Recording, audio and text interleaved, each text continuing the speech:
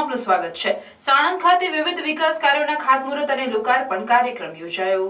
મંગળવારના રોજ ગુજરાતના મુખ્યમંત્રી ભૂપેન્દ્રભાઈ પટેલના વરદ હસ્તે અમદાવાદ શહેરી વિકાસ સત્તામંડળ દ્વારા શેલા ખાતે 42.13 કરોડના ખર્ચે નવનિર્મિત ઓડિટોરિયમનું લોકાર્પણ કરવામાં આવ્યું। સાણંદમાં સહકારી ખરીદ વેચાણ સંઘ ખાતે ડોક્ટર શાંતિલાલ ત્રિકમલાલ પટેલ સહકાર ભવન તેમજ ગોડાઉનનું ભૂમિપૂજન, મોડાસર ગામના બાણગંગા તળાવના સાનિધ્યમાં રિટેનિંગ વોલ, ઘાટ, એન્ટ્રન્સ, પ્લાઝા અને વોકવે જેવા વિકાસ કામોનું ઉદ્ઘાટન અને ઝુલાપુર ગામના તળાવના કાયાકલ્પ અંતર્ગત બાળકો માટે પ્લે એરિયા તેમજ કોમ્યુનિટી હોલ અને સ્મશાન ગૃહનું નિર્માણ કરવામાં આવ્યું છે।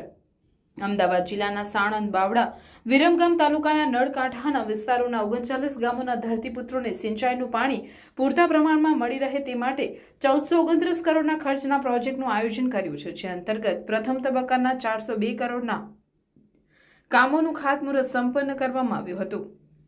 ખાસ કરીને વાત કરીએ તો સ્વચ્છતા માટે ગૃહમંત્રી અમિતભાઈ શાહે પોતાના મત વિસ્તાર સાણંદમાં ભીના સૂકા કચરાના એકત્રીકરણ માટેના 71 વાહનોનું લોકાર્પણ કરવામાં આવ્યું હતું। કેન્દ્રીય ગૃહમંત્રી અમિત શાહના સહયોગથી આ પ્રસંગે મુખ્યમંત્રી ભૂપેન્દ્રભાઈ પટેલ, સાણંદ બાવડા ધારાસભ્ય કનુભાઈ પટેલ, વિરમગામ ધારાસભ્ય હાર્દિકભાઈ પટેલ, જિલ્લા પ્રમુખ કંચનબા વાઘેલા, સાણંદ તાલુકા પ્રમુખ વસંતબા વાઘેલા, જિલ્લા અધ્યક્ષ હર્ષદગીરી ગોસાઈ, પાર્ટીના હોદ્દેદારો સહિત ખૂબ મોટી સંખ્યામાં જનમેદની ઉમટી હતી।